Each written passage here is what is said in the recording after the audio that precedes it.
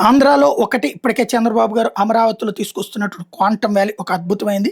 నిన్ననే మనం అది మాట్లాడుకున్నాం. ఆ క్వాంటమ్ వ్యాలీ నిన్న శంకుస్థాపన ఇదంతా ఒక ఎత్తు అయితే, ఇంకోటి స్పేస్ సిటీ. ఒకసారి గుర్తుకు తెచ్చుకుంటే చందు సాంబశివరావు గారిది మనకి మన వీడియోస్‌లో సెకండ్ హైయెస్ట్ వ్యూవర్‌షిప్ ఉంటుంది. దాదాపు 12.5 లాక్ ఏమో చూసారనమాట.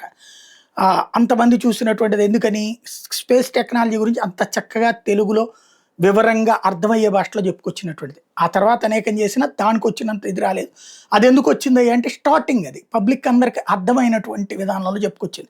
అప్పుడే ఆయన ఇచ్చినటువంటి సలహా స్పేస్ మనకిక్కడ ఇస్రో ఇక్కడే ఉంది కాబట్టి స్టార్టప్‌లు ఇక్కడ పెట్టుకోగలిగితే గనక, ఇక్కడ గనక మనం స్పేస్ సిటీ లాంటిది ఏర్పాటు చేస్తే, బెంగుళూరు దగ్గరే ఉంది. ఇప్పుడేంటంటే మన ఇస్రో వాళ్ళు ఎక్కడో ఉత్తరప్రదేశ్‌లో తయారు చేసి ఇక్కడికి తెచ్చుకోవాలి. లేకపోతే ఇంకెక్కడో తయారు చేసి ఇక్కడికి తెచ్చుకోవాలి. ఆ ట్రాన్స్‌పోర్టేషన్ అదంతా కాస్ట్ అవుతుంది.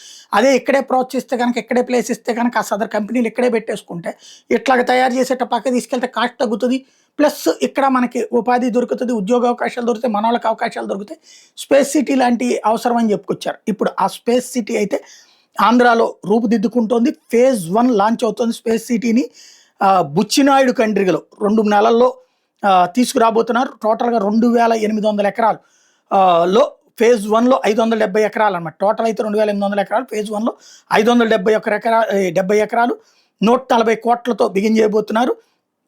ఒక హబ్ కిందన శాటిలైట్ మ్యానుఫ్యాక్చరింగ్, ఆర్&డి, ఇంక్యుబేషను, ఏరోస్పేస్ ఇండస్ట్రీస్ అన్నిటికీ కూడా ఒక అద్భుతమైనటువంటి ప్రదేశం కిందకి తీర్చిదిద్దబోతున్నారు.